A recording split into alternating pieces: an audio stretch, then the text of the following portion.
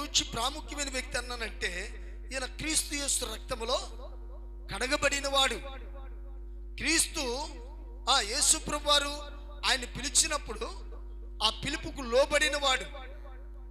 దేవుడు ఆయన్ని ప్రత్యేకంగా ఏర్పాటు చేసుకున్నాడు. అలాంటి యొక్క పౌలు ఆ పేతురు ఒకానొక సమయంలో ఒక ఇప్పేని ప్రాంతానికి వెళ్ళి అక్కడ చర్మకారుడైన సీమోను యొక్క ఇంట ప్రార్థన చేశాడు. ఆ తర్వాత ఆ ఇంటి వారు భోజనం చేస్తున్న సమయంలో కాస్త భోజనం ఆలస్యమయ్యేసరికి ఆయన మిద్ది మీదకి ఎక్కి ఏం చేస్తున్నాడంటే ప్రార్థన చేసుకుంటూ ఉన్నాడు. ఈ ప్రార్థన చేస్తున్న సమయంలో ఆయనకు ఒక దర్శనం వచ్చింది. ఇది ఎక్కడ దర్శనం? ఎవరిని గూర్చి ప్రభువు చూపించాడు? ప్రియదేవులారా, ఆ దర్శనం ఆయనకు వచ్చినప్పుడు ఆ దర్శనాన్ని ఆయన ఇదిగో మరి తేటతెల్లగా గ్రహించలేకపోయాడు. ఆ దర్శనంలో ఒక 4 ఒక పెద్ద పాత్ర అంటే ఒక పెద్ద దుప్పటి ఇదిగో ఆయన దగ్గరికి దింపబడింది. ఆ దింపబడినప్పుడు ఒక స్వరం వినపడతా ఉంది ఆయనకి. ఏమిటి ఆ స్వరం అంటే, ఇదిగో ఈ పాత్రలో ఉన్నవి అందులో ఏమున్నాయంట, చతుష్పాద జంతువులు, ప్రాకు పురుగులు, రకరకాలవన్నీ కూడా ఉన్నాయి. వాటిని చంపుకొని తిను అని ఆ దర్శనంలో అతనికి కనబడుతున్నప్పుడు, ఆ దర్శనంలో ఆ స్వరం వినబడుతున్నప్పుడు ఆయన అంటున్నాడు, వద్దు ప్రభువా, నిషిద్ధమైంది, నేనెన్నడూ కూడా ముట్టలేదు, వాటిని నేను తినలేదు అని అన్నాడు. ఇలా ముమ్మార్లు జరిగింది. అయితే ఈ పేతురు భక్తుడు మాత్రం ఆ దర్శనాన్ని గురించి ఆలోచించడం మొదలు పెట్టాడు. ఆమేన్, హల్లెలూయా. ప్రియ సోదరి సోదరుడా, అంటే ఇక్కడ పేతురు చూడండి, ఆ దర్శనంలో ఆ యొక్క జంతువుల్ని, ప్రాకు పురుగులు వీటిని చూసినప్పుడు, ఆ తర్వాత స్వరాన్ని వింటున్నప్పుడు స్వరాన్ని కూడా వినలేదు. అంటే విన్నా ఆ స్వరాన్ని కూడాను ప్రదేమిలారా ఆ స్వరము చెప్పిన మాటని అనుసరించలా. అంతేకాకుండా దానికి భిన్నంగా మాట్లాడుతూ ఉన్నాడు కదా, దానికి భిన్నంగా, ఆ స్వరానికి భిన్నంగా మాట్లాడుతున్నాడు. ఈ దినాల్లో మనం కూడా అంతే. దేవుని యొక్క వాక్యమునకు భిన్నంగా మనం నడుస్తూ ఉన్నాం. దేవుని యొక్క మాటకు భిన్నంగా మనం ప్రవర్తిస్తూ ఉన్నాం. దేవుని మాటను ఏమాత్రమును కూడా మనం ఇదిగో లెక్క చేయట్లేదు. అందుకని మన జీవితాల్లో మనం ఏం కోల్పోతున్నామంటే, ఆస్తులు కాదండి కోల్పోయేది. ఏం కోల్పోతున్నాం మనం? ప్రియ సోదరి సోదరుడా, అంతస్తులు కోల్పోవటంలా. ఏం కోల్పోతున్నాం? ఆరోగ్యాన్ని కోల్పోవటంలా. మరి ఏం కోల్పోతున్నాం అంటే ఏకత్వాన్ని కోల్పోతున్నాం. ఏకత్వాన్ని కోల్పోతున్నాం. ఈ ఏకత్వాన్ని కోల్పోవటం వల్ల ప్రదేమిలారా నీ ద్వారా దేవునికి అవమానమా లేకపోతే మహిమ? చెప్పండి, ఏమొస్తుంది? అవమానమేనా, మహిమ వస్తుందా? నువ్వు ఆలోచించాలి. దేనిని కూర్చో తెలుసా? దేనిని కూర్చో ఆలోచించాలి తెలుసా? దేవుడు నీతో మాట్లాడుతున్న మాటను కూర్చో ఆలోచించేయి. నీకొచ్చిన కళను కూర్చో ఆలోచించేయి. నీకొచ్చిన దర్శనాన్ని కూర్చో ఆలోచించేయి ప్రదేమిలారా. లేకపోతే దేవుని పనిని కూర్చుని ఆలోచన చెయ్యి, ఎలా చెయ్యాలి అని. నేను ఒక మాట చెప్తానండి. నేను మొన్న రమేష్ వాళ్ళకి బాప్తిసం ఇచ్చిన తెల్లారి బాగా చలిగా ఉంది. నైట్ ఇక్కడే పండుకున్నారు. అవునా రమేష్? పండుకున్నారు. బాగా జలుబు చేసింది నాకు. సరే వణికిపోతా ఉన్నాం.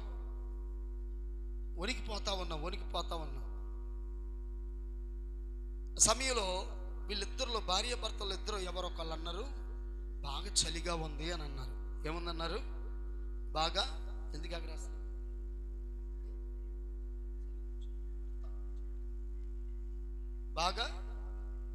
బాగా చలిగా ఉంది అన్నప్పుడు నేను నోరు తెరిచాను. ఆమేన్, హల్లెలూయా.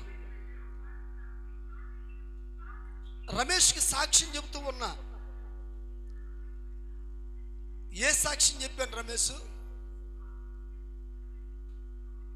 పరిచర్యలో ఈ ఘనమైన పరిచర్యలో ప్రజెంట్లరా నేను ఎన్నో అవమానాలు పొందాను. అది నాకు తెలుసు, మీలో కొంతమందికి తెలుసు. ఎన్నో అవమానాలు, ఒకటి కాదు ప్రియదేవులారా. అంతేకాకుండా చూడండి, ఎన్నో ఇబ్బందులు పడ్డా. నేను పడిన ఇబ్బందులు సామాన్యమైనవి కాదు. అంతేకాకుండా నేను పొందిన శ్రమలు ప్రియదేవులారా అవి సామాన్యమైనవి కానే కాదు. అవి కూడా సామాన్యమైనవి కాదు. నేను ఈ ఊరు వచ్చినప్పుడు బండిడు సామాన్తో వచ్చా. అవునా కాదా? ఎంతమందికి తెలుసు? ఎంతమందికి తెలుసు?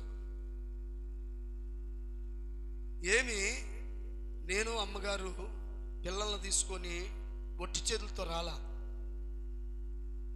ఒట్టి చేతులతో రాలా, బండిడు సామాన్తో వచ్చా. అప్పుడు నా ఇంట్లో సోఫా ఉంది, డబుల్ కట్ మంచం అండి, బీరువా, సామాన్లు, బిందులు అండి, ఇంకా స్టీల్ సామాన్లు అవి ఇవి చాలా, వీటన్నిటితో వచ్చాం. ఒక ఇంట్లో దిగాం. ఆ ఇల్లు అప్పుడు నిజంగా ఇంటికి కరెంటు లేదు, ఆ ఇంటికి కిటికీలకి డోర్లు లేవు. ప్రియదేవులారా ఇంకా చూసినట్లయితే ఏంటి, ఆ ఇంటికి ఆ బాత్రూమ్ ప్రక్కన ఎర్రటి ఉసుక. మేము బాత్రూంలోకి వెళ్ళి వస్తున్నప్పుడు కాళ్ళకి ఆ ఎర్రటి ఉసుక అంటుకుంటే ఆ కాళ్ళతోనే తుడుచుకుని లోపలికి వెళ్తే ఆ లోపల భాగం అంతా కూడా ఎర్రగా అయిపోతా ఉండేది. వర్షం వచ్చినా ఆ ఇంట్లోనే జల్లు కొడతా ఉండేది. ప్రియదేవులారా చలి వచ్చినా ప్రియదేవులారా ఆ ఇంట్లోనే ఏంటి ఆ పట్టాలు గుడ్డలు ఏమో అడ్డు పెట్టుకుని ఉండేవాళ్ళం. నేను విజయవాడలో పుట్టాను, విజయవాడలోనే పెరిగాను. ప్రియదేవులారా నాకు విజయవాడలో ఇల్లు కూడా ఉంది. ఆ లైఫ్ ఎలా ఉంటుందో ఏంటి అక్కడ ఉన్న వాళ్ళకి మాత్రమే బాగా తెలుసు. నేను విజయవాడలో పుట్టి పెరిగిన తర్వాత నేను బట్టలకు లేకపోతే తిండికి కానీ లేకపోతే నా ఎంజాయ్ లైఫ్కి ఎలాంటి కొరత లేదు. ఆమేన్. ప్రియదేవులారా ఏంటి ఎంతో విలాసంగా నేను జీవించాను అక్కడ. నా దేవుడు నన్ను రక్షించిన తర్వాత కూడాను ప్రియదేవులారా ఏంటి నా పోషణకు కానీ లేకపోతే నా యొక్క ఏంటి భక్తి జీవితానికి కానీ లేకపోతే ఇలాంటి దానికి ఏది కూడా వదువులేదు. అయితే దేవుడు పిలుపుని బట్టి ఇక్కడికి వచ్చిన తర్వాత ఏంటి పరిచర్య చేస్తా ఉన్నాం. దేవునికి స్తోత్రం కలుగును గాక. హల్లెలూయా. పరిచర్యలో ఉన్నాం. అయితే మేము ఇక్కడికి రాకముందు ఏంటి నేను సైకిల్ మీద కూడాను ఏంటి ఇక్కడికి వచ్చి ప్రార్థన చేసిన దినాలు ఉన్నాయి. కన్నమాటి మీ ఇంట్లో ప్రార్థన చేయడానికి ఎట్లా వచ్చాం?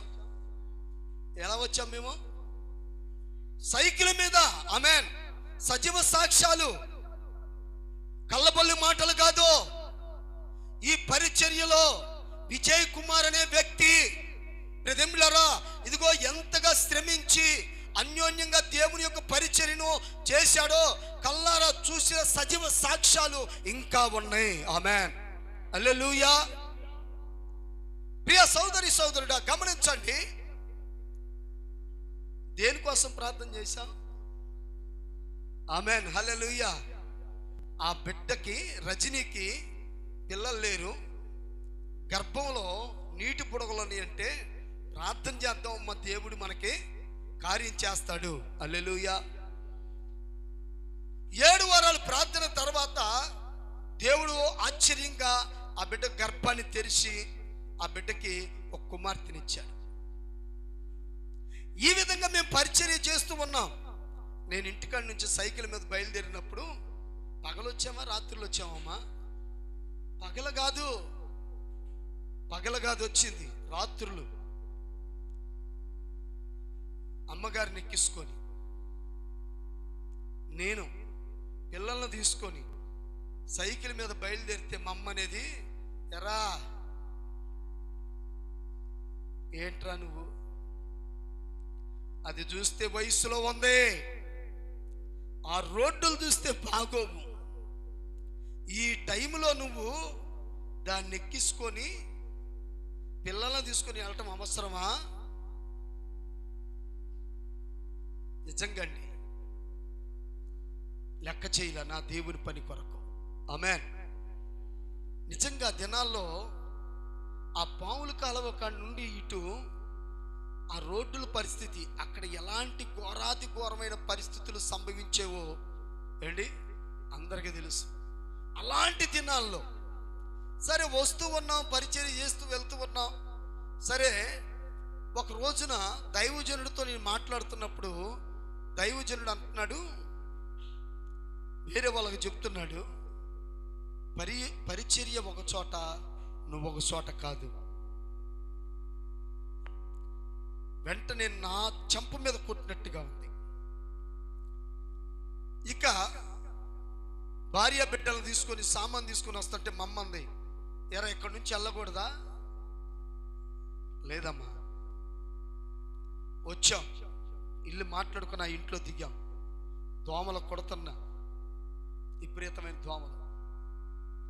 లైన్ మెన్ గారితో మాట్లాడి ఆ దినాల్లో ఏంటి తీగల మీద వైరేసుకున్నాం. అయ్యా మస్తు ఇబ్బందిగా ఉంటుంది. తర్వాత పవర్ సప్లై ఇంటికి వచ్చింది. ప్రేదేం బిళ్ళరా, దాదాపుగా ఎన్నెళ్ళు ఉన్నావో నాకైతే గుర్తులేదు, కానీ ఆ ఇంటిలో ఉంటుండగానే ఆ ఇంటి యజమానుడు నిర్దాక్షిణ్యంగా ఖాళీ చేయమన్నాడు. నేను పబ్లిక్గానే చెప్తున్నా, ఇది అబద్ధం కాదు. జోరు వర్షం, కరెంటు లేదు, ప్రతిమిలరా బురద. అలాంటి ప్రతిమిలరా ఆ పరిస్థితుల్లో ఒక నెల అద్దాగింది, రెండో నెల కూడా వచ్చింది. అదే సమయంలో అద్దె డబ్బులు తీసుకొని అలా వెళ్ళాను.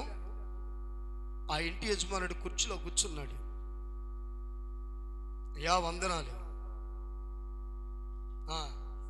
ఏంటి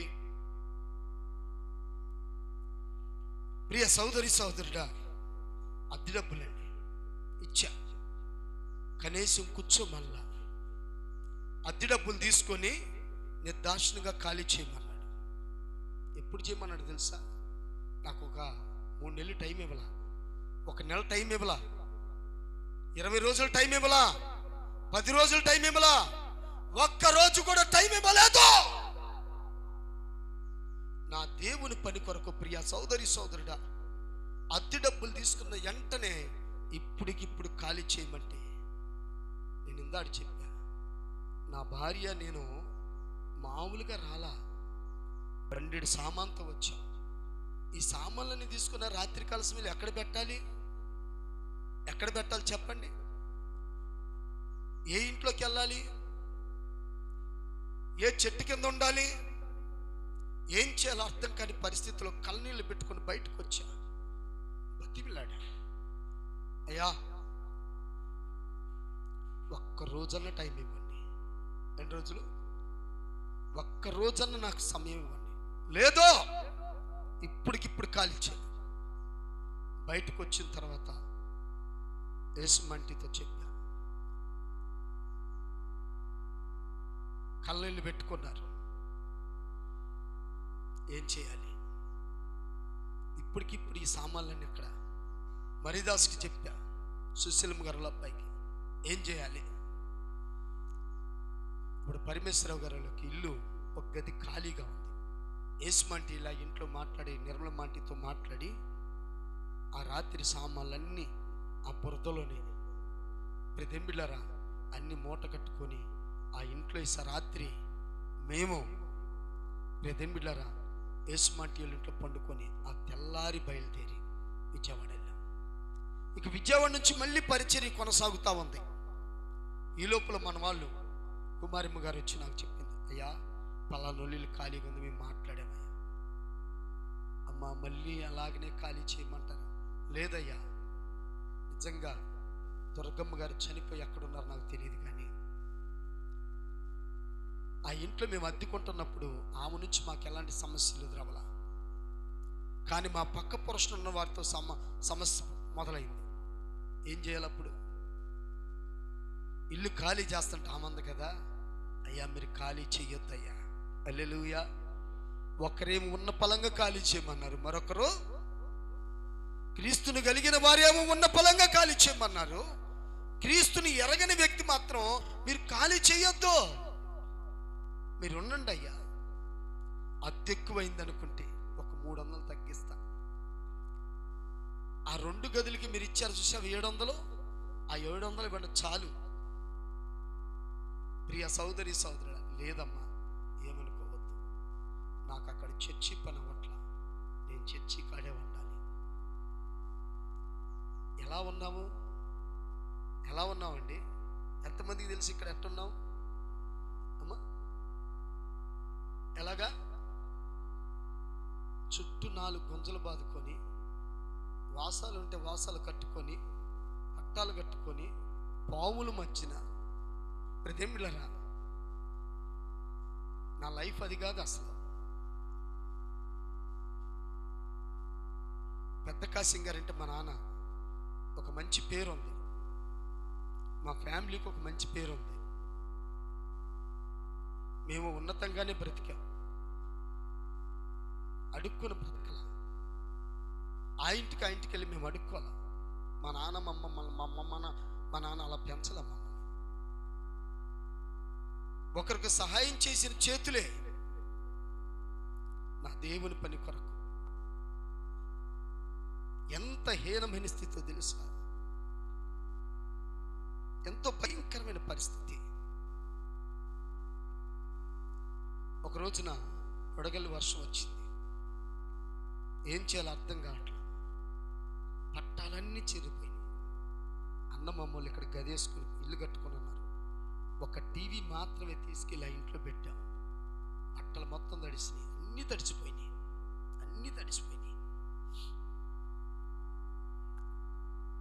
నేను పాస్టర్ గారు, అప్పుడు మా కోళ్ళ కన్నా కూడా వచ్చి, చిన్నపిల్ల అప్పుడు ఆ పందిట్లో కూర్చొని ఆ పిల్ల కూడా కళ్ళనీళ్ళు పెట్టుకుంది. నా పిల్లలిద్దరితో గాలికి ఊగుతుంటే ప్రతింబిళ్ళరా గుంజలు పట్టుకొని అలాగున్నాం. ఐసు గడ్డలో తలకొచ్చి తగులుతున్నాయి, మొహం మీద తగులుతున్నాయి, ఒంటికి తగులుతున్నాయి, చెవుల్లోకి వెళ్తున్నాయి. ఇంత ఐసు గడ్డలో అలాగనే దేవునికి స్తోత్రం కలుగును గాక. వర్షం తగ్గిపోయిన తర్వాత ప్రతింబిళ్ళరా మళ్ళీ అదంతా సరి చేసుకొని అక్కడే ఉన్నాం నా దేవుని పని కొరకు. హల్లెలూయా, హల్లెలూయా, హల్లెలూయా. ప్రియ సోదరి సోదరులారా, ఆ తర్వాత ఆ ఇల్లు తీసి అక్కడ ఇల్లు వేసుకుందామని ప్లాన్ చేసుకొని మొదలు పెట్టాం. ఆ సామాన్లన్నీ ఇక్కడ చర్చిలో పెట్టుకొని చర్చిలోనే వండుకోవటం, చర్చిలోనే తినటం, ఏంటి ఇక్కడే పండుకోవటం. పావులు మధ్యన దోమల కొడతంటే ప్రియ సోదరి సోదరుల, కరెంటు కూడా లేదే, ఉందా? కరెంటు కూడా లేదు. లైన్ మెన్తో మాట్లాడి ఆ తీగలకి వేసుకోవటం. ఉంటే ఉండేది, కరెంటు లేకపోతే దేవుని ఘనమైన పరిచర్య కొరకు దేవుడు పిలుచుకున్న తర్వాత ఏంటి శ్రమల్లోనూ, కష్టాల్లోనూ, నిందల్లోనూ, అవమానములోనూ నా దేవుని పనిని విడిచిపెట్టకుండా కొనసాగిస్తూనే దేవునికి స్తోత్రం కలుగును గాక. హల్లెలూయా, హల్లెలూయా. ప్రియ సోదరి సోదరుడా, ఏంటి ఆ ప్రభువును బట్టి, దేవుడు నాకు ఇచ్చిన విశ్వాస జీవితంలో దేవుడిచ్చిన జ్ఞానమును బట్టి ప్రతింబిళ్ళరా, ఇదిగో దేవుని యొక్క వాక్యమునకు అనుకూలంగా ఏంటి సమస్యల మధ్యను కూడాను అనేకుల్ని క్రీస్తుతో ఐక్యపరచాలని. ఆమేన్, హల్లెలూయా. అనేకుల్ని క్రీస్తుతో ఐక్యపరచాలని ఈ సత్యవాక్యాన్ని సరిగా ప్రతింబిళ్ళరా బోధించడానికి ప్రభు దగ్గర ప్రార్థన చేస్తూ, హల్లెలూయా. నిజంగా ఈ చర్చి కట్టడానికి కానీ, ఆ ఇల్లు కట్టడానికి కానీ ఏంటి దేవుని సంఘములో ఉన్న చాలా మంది చాలా చక్కగా పరిచర్య చేశారు. కానీ మా అయ్యగారికి ఇల్లు లేదు, మాకు గుడి లేదు, మాకు ఏదైనా మీరు సహాయం చేయండి అన్న వాళ్ళు మీలో ఎవరైనా ఉన్నారా? ఉన్నారా? ఉన్నారా? ఉన్నారా లేరా?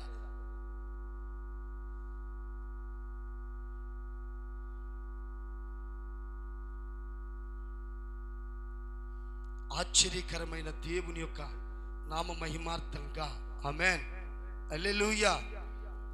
అందుకనే ప్రియ సోదరి సహోదరుడా, ఏంటి దేవుని పనిలో ఎలాంటి వ్యత్యాసం లేకుండా ఆయన ఏంటి చిత్తాన్ని బట్టి ఆయన నామానికి మహిమార్థంగా పని చేయటానికి ఏర్పాటు చేసుకున్నాడు. అదే ప్రకారంగా ఈ పని జరుగుతూ ఉంది. ఆమేన్, హల్లెలూయా. ప్రతి దర్శనాన్ని గూర్చి, ప్రతి కళను గూర్చి, ప్రతి వాక్యమును గూర్చి ఆలోచించే కృపను దేవుడిచ్చాడు. హల్లెలూయా. ఆలోచించాలి కదా? ఆలోచించాలా వద్దా? ఆలోచించాలా వద్దా? చెప్పండి. దేనిని గూర్చి? దేనిని గూర్చి? ఒక సేవకుడు దగ్గరికి వచ్చి అన్నాడంట, అయ్యా 25 సంవత్సరాల నుండి దేవుని పని చేస్తున్నాను, కానీ నా కష్టాలు నా శ్రమలు సామాన్యమైనవి కాదయ్యా అనంటే ఆ దైవజనుడు అన్నాడంట, నువ్వు యేసులాంటి సేవ చేస్తున్నావు అన్నాడంట. హల్లెలూయా, హల్లెలూయా. ఎలాంటి సేవ? యేసులాంటి సేవ. అవునండి. బ్రతికితే కాకిలాగా కలకాలం బ్రతికే కంటే అమసలాగా 6 నెలలు బ్రతికి, అంటే దాని అర్థం ఏంటో తెలుసా? కాకిలాగా ఏంటి కలకాలం బ్రతికిన అంటా ఉంటారు. అమ్మా ఏమంటారు? ఈ పాడుకాక మా ఇంటి మీదకి వస్తుంది పొద్దాక. ఈ పాడుకాక ఎప్పుడు కూడా ఇక్కడికి వచ్చి అరుస్తుంది ఏంటో మరి. అందరూ రకరకాలుగా అంశ వచ్చింది అనుకోండి, ఏం చేస్తారు? శుష్ అంటారా? దేవునికి మహిమ కలుగును గాక. హల్లెలూయా. విశ్వాసమైన నీవు నీ విశ్వాస జీవితం ఎలాగుండాలో తెలుసా? సంఘంలో, సమాజంలో, సహవాసంలో యేసు లాంటి విశ్వాసం ఉండాలి. హల్లెలూయా. యేసు లాంటి పరిచర్య. ప్రియదేవులారా, యేసు లాంటి త్యాగం ఉండాలి. నిజంగా ఆయనలో ఉన్న ఏకత్వం నీలో ఉండాలి. ఆమేన్. ఆయనలో ఉన్న ఐకమత్యము నీలో ఉండాలి. ఆయనలో ఉన్న విధేయత నీలో ఉండాలి. ఆయనలో ఉన్న ప్రియదేవులారా సమాధానము నీలో ఉండాలి. హల్లెలూయా. ఏముండాలంట? ఏముండాలి? ఏముండాలి? అది మాత్రం లేదు. ఏది మాత్రం లేదు ఏండి? అది మాత్రం అసలు యేసుక్రీస్తు ప్రభు అంటేనే ఏమైందండి? చూడండి, యెషయా గ్రంథము. ఈ దినాల్లో మనందరం కూడాను క్రిస్మస్ వేడుకల్లో మనం చాలా తేలిపోతా ఉన్నాం కదా. క్రిస్మస్ దినాల్లో ఈ డిసెంబర్ ప్రారంభం నుండే క్రిస్మస్ వేడుకలు మొదలైపోయినాయి. అందరూ కూడాను చాలా ఉత్సాహంగా ఈ క్రిస్మస్ వేడుకల్లో పాల్గొంటున్నాం కదా. ప్రియదేవులారా, బోధకులు మేము ఎవరైనా పిలిస్తే అక్కడికి వెళ్ళి బోధ చేస్తాం. ఎక్కడైనా క్రిస్మస్ వేడుకలు జరుగుతుంటే అక్కడికి మీరందరూ వెళ్తామంటారు. ప్రియదేవులారా, ఇదిగో మేము బోధిస్తాం, మీరు వస్తారు, మేము బోధిస్తాం. మరి ఈ క్రిస్మస్ వేడుకల్ని ఏర్పాటు చేసుకునే వాళ్ళు ఏర్పాటు చేస్తామంటారు. మంచిదే. క్రిస్మస్ అంటే ఒక స్టారేనా? ఒక స్టారేనా క్రిస్మస్ అంటే? క్రిస్మస్ అంటే చర్చికి లైటింగేనా? చెప్పండి. క్రిస్మస్ అంటే చర్చికి లైటింగేనా? క్రిస్మస్ అంటే పలహారమేనా? చెప్పాలి. క్రిస్మస్ అంటే ప్రియదేని బిడ్డలారా చూడండి, ఈ స్టేజీలు కట్టుకొని డాన్సులు వేయటమేనా క్రిస్మస్ అంటే? చెప్పాలి. క్రిస్మస్ అంటే ప్రియదేని బిడ్డలారా పలహారం పంచటమేనా? ఇవన్నీ చేయవాలి. ఈ వద్దని నేను అంటలా. ఆ క్రిస్మస్కి సంబంధించిన వేడుక అనేది ఉత్సాహంగా జరగాలి. అయితే ప్రియదేని వీటితోనే మనం సరిపెట్టుకొని మనం అక్కడ తాగిపోకూడదు. అందుకని యెషయా గ్రంథంలో ఏమని రాయబడుతుందంటే 9వ అధ్యాయము 6వ వచనం, ఏలయనగా మనకు శిశువు పుట్టెను, మనకు కుమారుడు అనుగ్రహింపబడెను, ఆయన భుజం మీద ఏ భారం ఉంది? రాజ్యభారం ఉండెను. ఏంటి ఆయన ఎలాంటి వాడంట? ఆశ్చర్యకరుడంట. ఆయన ఎలాంటి వాడు? ఆలోచనకర్త. ఆయన ఎలాంటి వాడంటే బలవంతుడు. ఏంటి ఆయన ఎలాంటి వాడంటే నిత్యముండే తండ్రి. ఆయన ఎలాంటి వాడంట? సమాధానకర్తకు అధిపతి అయిన దేవునికి స్తోత్రం కలుగును గాక. హల్లెలూయా. ఇప్పుడు ఏముండాలి మనలో? ఏముండాలి అండి? ఈ సమాధానం అనేది ఉండాలా వద్దా? సమాధానం లేని క్రిస్మస్ అసలు క్రిస్మస్సే కాదండోయ్. అర్థమవుతుందా? వ్యర్థమవుతుందా? ఇవాళ సమాధానం లేదు, ఐకమత్యము లేదు, ఏకత్వం లేదు. ప్రియదేనులారా క్రీస్తు అంటేనే సమాధానము, క్రీస్తు అంటేనే ఏకత్వము, క్రీస్తు అంటేనే సంతోషము. అందుకనే ప్రియదేనులారా ఏంటి లూకాసు సువార్త మనం 2వ అధ్యాయము 10వ వచనం కూడా మనం చూస్తే దేవుని దూత చూడండి వారికి ప్రత్యక్షమై ఏమని చెప్తుందో తెలుసా? భయపడకుడి, నేడు రక్షకుడు మీ కొరకు. చదవండి ఆ మాట.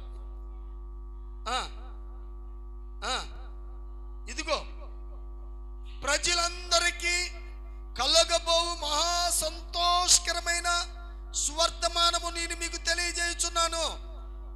దావీదు పట్టణమందు నేడు రక్షకుడు మీ కొరకు పుట్టి ఉన్నాడు. ఈయన ఎవరండి? ఆయన ప్రజలందరికీ సంతోషాన్ని ఇచ్చే సంతోషకర్త అయిన, ఆమె సంతోషకరమైన దేవుడు ఆయన. హల్లెలూయా. ఇప్పుడు ఆ దేవుణ్ణి పక్కన పెట్టేశాం. ఏ దేవుణ్ణి పక్కన పెట్టాం? ఏ దేవుణ్ణి? ప్రజలందరినీ రక్షించడానికి వచ్చిన యేసయ్యని పక్కన పెట్టాం. ఆయన పక్కన పెట్టాం కాబట్టి ఇవాళ మనకి సమాధానం లేదు, ఏకత్వం లేదు, ఏకభావం లేదు, సంతోషం లేదు. ఏంటి ప్రియదేనులారా ఆయన పక్కన పెట్టాం కాబట్టే.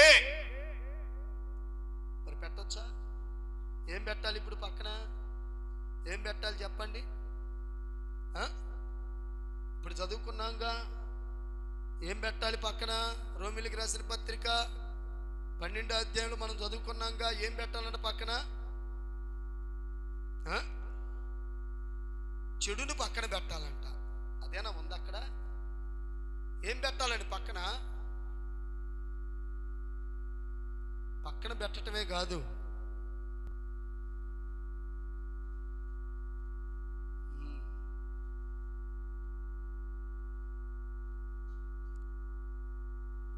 పన్నెండో అధ్యాయము రోమిలికి రాసిన పత్రిక. దేవునికి మహిమ కలుగును గాక. దేవునికి స్తోత్ర.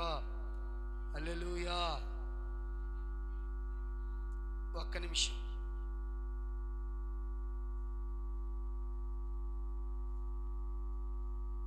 ఎన్నో వచనం చదువుతున్నామా?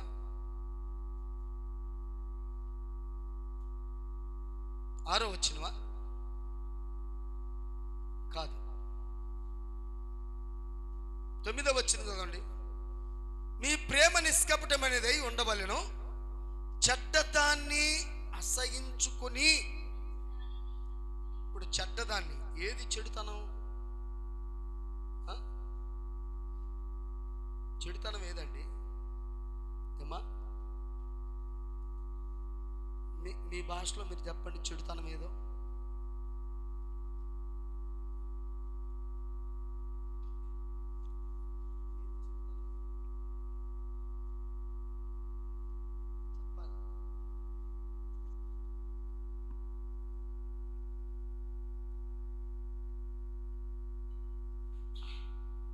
మీరు చెప్తారా? చెప్పరా? ఏది చెడుతనం చెప్పండి.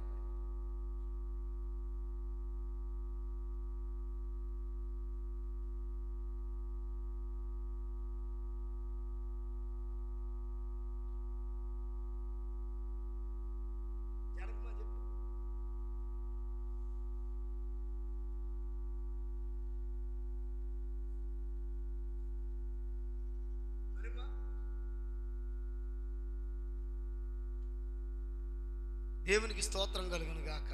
హల్లెలూయా. చెడ్డదాన్ని ఏం చేయాలంట?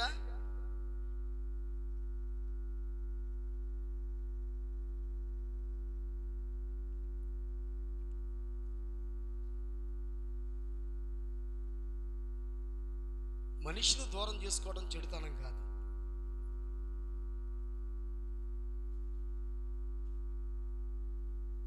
మనిషి ఒక మనుషుడికి ఎప్పుడు కూడాను చెడ్డవాడు కాదు, చెడ్డవాడిగా భావించుకోమాక. మనుషులతో మనం ఎప్పుడు కూడా ఎలా ఉండాలి? ఏకత్వం కలిగి ఉండాలి. దేవునికి స్తోత్రం కలుగును గాక. మనుషులతో ఎప్పుడు మనం ఏకత్వం కలిగి ఉండాలి, ఏకభావంతోనే ఉండాలి. మనుషులందరితో కూడా మనం సంతోషంగానే ఉండాలి. కానీ ఏది చెడ్డతనం, దేన్ని మనం పక్కన పెట్టాలి. మనం ఎప్పుడు కూడా ఒకే కోణంలో ఆలోచన చేస్తాం.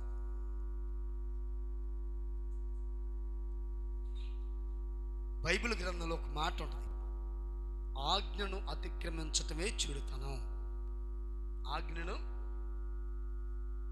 ఆజ్ఞ అతిక్రమం పాపం, పాపం వల్ల వచ్చే జీతం ఈ పాపమే. అంటే ప్రియదేవులారా, దేవుని యొక్క ఆజ్ఞ ఏదైతే ఉందో, దేవుడు ఏం చెప్తున్నాడు? ఇప్పుడు మనందరం కూడా ఏకత్వంగా ఉండాలంటే ఇప్పుడు ఆ ఏకత్వాన్ని విడిచిపెడుతున్నామంటే ఇది పాపం కాదా? పాపమా కాదా? ఇది పాపం అనిపించట్లేదా? అంటే నీకు ఏది పాపం అనిపిస్తుందంటే వ్యభిచారం పాపం అనిపిస్తుంది. పాపమే అది. నేను ఈ రోజున వ్యభిచారాన్ని కూర్చో, లేకపోతే దొంగతనాన్ని కూర్చో, లేకపోతే మరొక దాన్ని కూర్చో నేను చెప్పట్లా. ఏకత్వాన్ని గురించి చెప్తున్నా. ఈ ఏకత్వం అనేది నీకు లేకపోతే దేవుని యొక్క ఆజ్ఞను అతిక్రమించినట్టే. బైబిల్ గ్రంథంలో ఒక మాట ఏముంటుందంటే, నీ సహోదరుడు నీ మీద కోపం ఉన్నాడని తెలిస్తే నువ్వు బలిపీఠం దగ్గరికి వెళ్ళినప్పుడు ఆ విషయం జ్ఞాపకం వస్తే నువ్వేం చేయాలంట? దాన్ని అక్కడే విడిచిపెట్టి. కొందరు అంటారు, అయ్యగారండి మాకెందుకు చెప్తారు, చెప్పాల్సిన వాళ్ళకి చెప్పండి అంటూ ఉంటారు కొంతమంది కదా. నీకైనా నాకైనా ఎవరికైనా వాక్యము నీకొకలాగా నాకొకలాగా వాక్యం ఉండదు.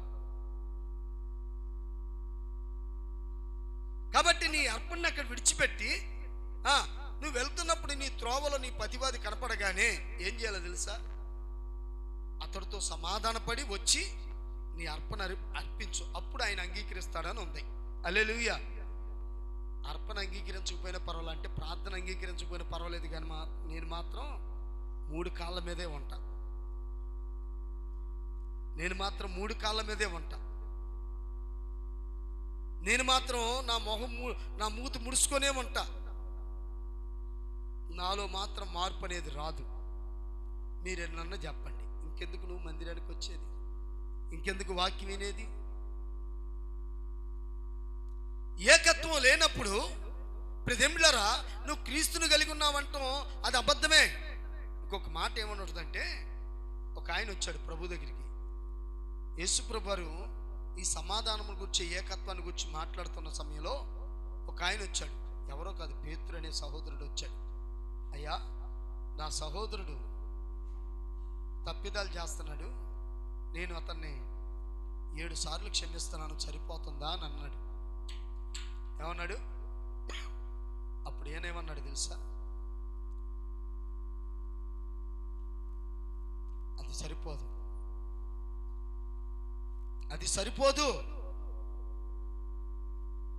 నువ్వు బ్రతికున్నంత కాలం నీ సహోదరుడితో నీవు ఏకత్వంగా ఉండు. హల్లెలూయా. ఏక మనసు కలుగుండు. అది కదా దేవుడు కోరుకుంటున్నాడు. కాబట్టి ప్రియమైన సహోదరి సహోదరుడా, ఈ ఉదయకాల సమయమందు దేవుని యొక్క వాక్యమును బట్టి నీ జీవితాన్ని మలుసుకో ఏక భావంతో. అందుకని పౌలు భక్తుడు అంటాడు, విశ్వాసము అలాగనే విశ్వాసం ద్వారా, అంటే ఒక్కొక్కరికి విశ్వాసము, ఒక్కొక్కరికి ప్రవచించే వరము, అండ్ ఇలాగ కృపావరాలు నానా విధాలుగా ఉన్నాయి. అయితే ఎవరు ఏ కృపావరం చేత వాడబడుతున్నారు వాడుకున్నాడు దేవుడు. కానీ ఇందులో మాత్రం వ్యత్యాసాలు వాని సామర్థ్యం కొలది. ఒకడికి 1, ఒకడికి 2, ఒకడికి 5 ఇచ్చాడు. కాబట్టి వాని సామర్థ్యం కొలది వాడు తలంతులు తీసుకున్నాడు, వెళ్ళి పనిచేశాడు. కాబట్టి ప్రియ సోదరి సోదరుడా, కానీ ఇక్కడ వ్యత్యాసం లేదు. నీ సామర్థ్యం కొలది దేవుడు నీకు కృపని చూపించాడు. దాన్ని వాడుకో, ఏకత్వంతో దాన్ని ప్రభునామమునకు మహిమార్థంగా దాన్ని ఉపయోగించు.